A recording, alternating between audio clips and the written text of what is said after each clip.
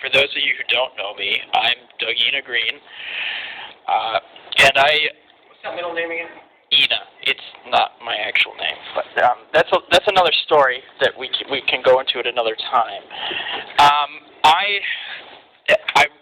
following my involvement in Occupy Boston, I ended up writing a book on Blanqui, and we can discuss the reasons for the book and the actual thesis of the book, because I'm actually not going to give the book's thesis in this talk. And I've also written a great deal, speaking of science fiction. I did actually write a review of the new translation of Eternity by the Stars, and I was really trying hard to make a serious case that if he was at the commune, they could have actually won. And we can go into the reasons why I think that's possible. I just mean win in a military sense, not in an actual, flowering of socialism. And we can go into that later. Well, this talk is meant more to be a slight provocation and to look at the relevance for who arguably is one of the more reviled figures on the left currently. His name is remembered more as an insult. So I guess I'll begin with Blanqui, the will to act.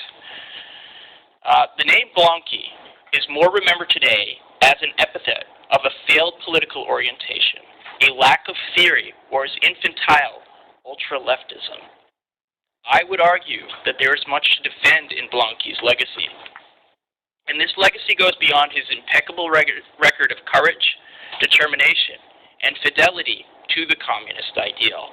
What is contained in Blanqui that we should defend is the following: a view of the world where history is radically open, an orientation for revolutionary action even in the most hopeless moments, thinking carefully about the ways and means of winning as opposed to the false solutions of reformists and utopians, and an ethic of revolutionary faith.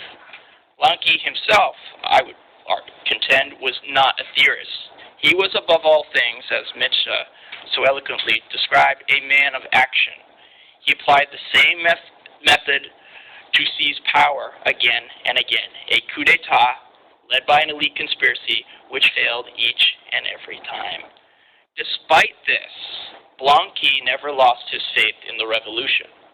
Even in the darkest prison cells, at his most hopeless moments, when everything appeared lost, he was always plotting escape and ready to resume the struggle. Mitch did not go into it, but almost all those attempts, all that time in prison, he was really planning to escape. And one of them he actually did escape. What then constitutes Blanqui's theoretical basis for an open view of history and of revolutionary action? To answer this question, let me discuss some themes found in Blanqui's Eternity by the Stars, the 1872 work, which is an astronomical work that is seemingly divorced from politics. Yet I hold that this work is one of the keys to understanding Blanqui's view of the world, history, and revolutionary praxis. Blanqui begins his work by describing the nature of universes, and I quote, infinite in time and space, eternal, boundless, and undivided, end quote. According to Blanqui, space is material and infinite, with matter also infinite. At the same time, all matter is also the result of a limited number of elements. All matter can only be organized into solar system. Thus, worlds are constantly being born, grow, decay, and die. However, due to the limited set of elements, and because of the combination of these elements was finite, resorting to repetition becomes necessary. Blanqui argues that every person, creature, and event is repeated on a different world when I quote, and I'm kind of repeating the quote, is every man possesses an endless number of doubles across space, and they live his life exactly like he lives it himself, end quote. Thus, everything we have done has already been done, will be done, and will always be done. For Blanqui, this means that the universe consists of, and I quote, ever-old newness and ever-new oldness, end quote. If everything in the universe is an ever-repeating cycle or circle, this leads Blanqui to declare in despair that so many identical populations come to pass without having suspected each other's existence. Moreover, so far the past represented barbarity and the future meant progress, science, happiness, and illusion. This past has witnessed the disappearance of the most brilliant civilizations on every one of our globe doubles. They disappeared without leaving a trace, and they will do so again without leaving more of a trace. What we call progress is locked up on each earth and disappears with it. And it is here that Blanqui offers his critique of the ideology of progress and teleology in history. Blanqui could not conceive of progress in a universe when his civilization had already vanished on a far distant earth many, many times. How could he envision progress when everything had already been repeated billions of times before? In fact, in this haunting vision, humanity was condemned to the same labor of Sisyphus.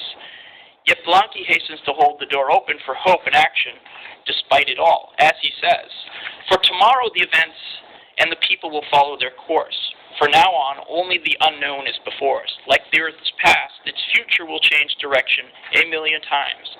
The future shall come to an end only when the globe dies. Until then, every second will bring its new verification, the road taken and the road that could have been taken." I believe that Blanqui's view of history outlined here means the following in regards to political action: that while the objective conditions are overwhelmingly stacked against revolutionaries, this does not mean that there is no space to be created for a revolutionary act. Rather, the revolutionary effort, the will to fight and to win against insurmountable odds, can unveil unseen roads to communism. And these roads are not given to anyone in advance, but are revealed in the course of struggle. As he said in a quotation Walter Benjamin included in his Arcades project, no one has access to the secret of the future. Scarcely possible for even the most clairvoyant are certain presentiments, rapid glimpses, a vague and fugitive coup d'oeil. The revolution alone will reveal the horizon, will gradually remove the veils, and open up the roads, or rather the multiple paths that lead to the new order. Those who pretend to have in their pocket a complete map of this unknown land, they truly are the madmen. Blanqui believed that while there was no progress, and on the surface, the rule of capital appeared all-powerful, and the people were seemingly apathetic and not open to the message of revolution, he still said, "To judge from the current disposition of people's minds, communism isn't exactly knocking on the door. But nothing is as deceptive as the situation, because nothing is so changeable." This idea of revolutionary practice, I believe, is practically dialectical. True Blanqui is not informed by any detailed analysis of political economy, class struggle, or discussion of modes in production, but it is a recognition that the apparent surface stability of bourgeois society contains deep contradictions which are explosive and can potentially produce a revolution. Yet just because capitalism is marked by major contradictions does not mean a successful revolution is guaranteed. As Blanqui argues elsewhere, no, there was no inevitable. Otherwise, the history of humanity, which is written by the hour, is all written in advance. What is needed then to resolve the contradictions of bourgeois society? Blanqui's answer is the revolution. He recognized the very clear truth that there is a war to the death between the classes that compose the nation that could only be overcome by way of an armed communist revolution. Blanqui scoffed at the ideas of reformers who believed that they could capture the state via elections or appeal to the better nature of the ruling class. Rightfully, Blanqui recognized the nature of the state as the gendarmerie of the rich against the poor. The ruling class, as proven throughout history, would never willingly surrender its power and privileges without a struggle.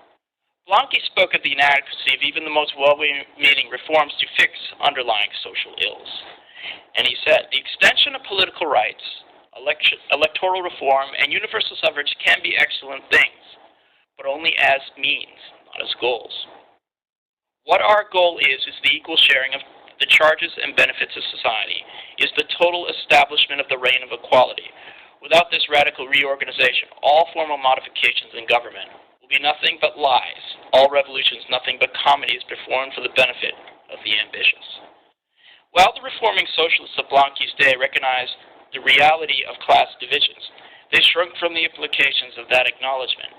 As opposed to thinking seriously, sincerely, and without illusion of how to put an end to the rule of capital and developing the means to really win, the reformers carried on with the same failed methods which have not gotten a step closer to socialism in the last 200 years, whether it was the reformers of Blanqui's day, the early 20th century German social democracy, or the later Euro-communist or social democratic parties across the world. While the methods of reformers have mitigated to a very slight degree the exploitation of workers in the First World, they have not altered in the slightest the underlying class system in the centers of imperialist power. Furthermore, they have joined forces with imperialism to enforce the horrors of capitalist exploitation across the world. And that is the most charitable view that can be given to reformers. Reformers and utopians have often assumed that history was on their side, that they were the representatives of progress, and believed that their victory was preordained. This denied the essential role of revolutionary action to bring about communism. And it wasn't that reformers advocated a different or reformist road as opposed to a revolutionary one to the same communist end. Rather, the reformers of Blanqui's day, just like their latter-day descendants, ultimately acted as a brake on revolutionary struggle and the handmaidens of capital in the murder of revolutionary workers and communists. As Blanqui said in an 1851 work, Warning to the People, what reef menaces today's revolution? The reef that broke that of yesterday, the deplorable popularity of bourgeoisie described as tribunes of the people. The crime is that of the traitors, the trusting people accepted as guides, but who instead gave them reaction.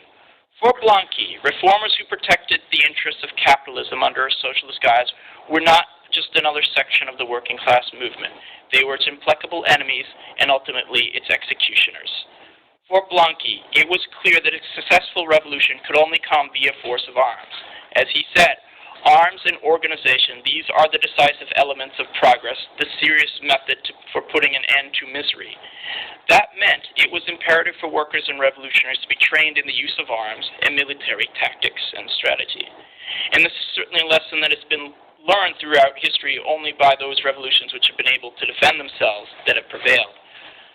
On the other hand, revolutions which in advance reject or deny the use of arms have been defeated, as was so tragically proven by Chile under Allende. As Blanqui recognized, to deny the use of arms is not to pursue a peaceful or bloodless road to socialism.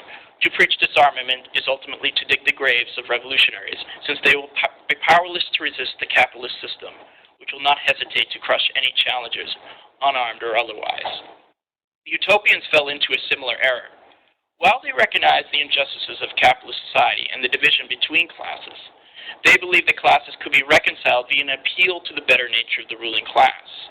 Utopians were willing to appeal not only to the bourgeoisie to bring about a better society, but also to aristocrats and kings. They were willing to develop all sorts of elaborated schemes, mutual aid programs, or cooperatives for an ideal society which was totally divorced from the actually existing class struggle to bring their ideals to realization. As Blanqui pointed out, in opposition to this attitude, let us concern ourselves with the present day, for tomorrow does not belong to us. Our only obligation is to ready good materials for the building of that tomorrow. The rest does not lie within our capabilities. For Blanqui, the utopians were not grounded in the actual material conditions, and were denying the role of human action in bringing about communism, replacing revolutionary practice by ideal speculation and appeals to gradualism. And ultimately, there is a very sharp difference between those who would appeal to their class enemy and those who would declare war upon them. And we can see here Blanqui possessed an overwhelming faith in the ability of communists and workers to overcome obstacles by the force of arms. He was not oblivious to the massive power of the capitalist state. He believed that this could be surmounted by an act of will and an unbreakable faith in an idea. As he said, revolutions desire men who have faith in them. To doubt their triumphs is to already betray them. It is through logic and audacity that one launches them and saves them. If you lack these qualities, your enemies will have it over you. They will only see one thing in your weakness, the measure of their own forces, and their courage will grow in direct proportion with your timidity. Blanqui's ethic is, if you lack the will to win, or hesitate and carry out what the revolution demands of you, not only will you lose to the enemy, but you are a traitor to the cause you claim to serve. Blanqui was framing the revolutionary struggle in terms of winning and losing. He was not thinking of just fighting back, but of what it would take to ultimately win. And he knew that if you didn't think clearly and plan about what it would take to win, then you've already lost.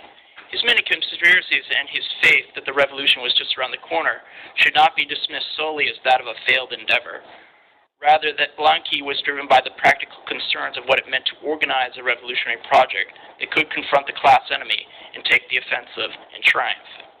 Yet Blanqui's lack of revolutionary theory and reliance on will alone meant that his vanguard was ultimately incapable of winning. He possessed no theory to analyze social contradictions, identify allies, plan strategy, and decide the right moment to strike. And its organization did not rely upon the masses, but was ultimately divorced from them. None of this mattered to him because, I'm stealing another one of your quotes, the duty of a revolutionary is always to struggle no matter what the odds, to struggle to extinction. It's a slightly different variation, but it's the same quote. But there is a fatalism to all this. We should not throw ourselves into hopeless battle when the conditions are not right. Rather, a well-developed theory, guided by revolutionary practice, is needed for us to be able to fight and to win. Blanqui lacked this theory, and could only rely on the same failed methods of struggle, which in the end could only produce a tragic hero, not a successful revolution. All this being said, let me say that Blanqui's open view history, despite it all, his willingness to take the offensive, his revolutionary faith, are qualities which are solely lacking on the far left among communists and socialists. We should not by any means ignore the weaknesses of Blanqui, both in terms of his theory and his practice. But our criticism of him should not be what so many leftists have done, using their rejection of Blanquism or revolutionary action as an excuse to justify a conservative reformist practice. While always keeping in mind his weaknesses, we should criticize them from the angle of how to achieve the communist revolution in actuality. In this way, we move past him in our means, but remain faithful to his revolutionary spirit.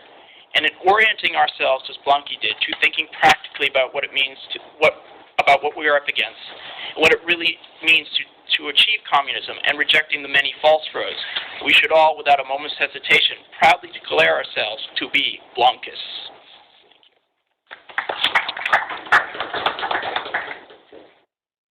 Okay, my name is Matt. I'm